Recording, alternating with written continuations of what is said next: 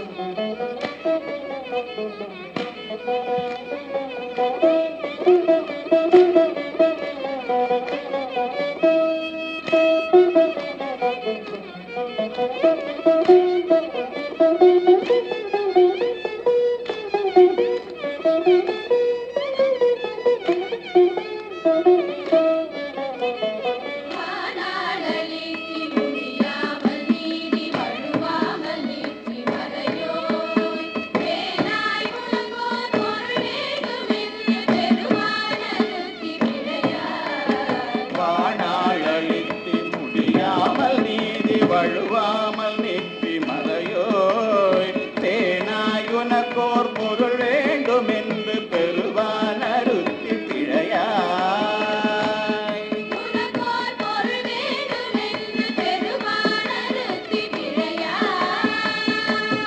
உனக்கோர் பொருள் வேண்டும் என்று பெறுவான் அருத்தி பிழையாய்.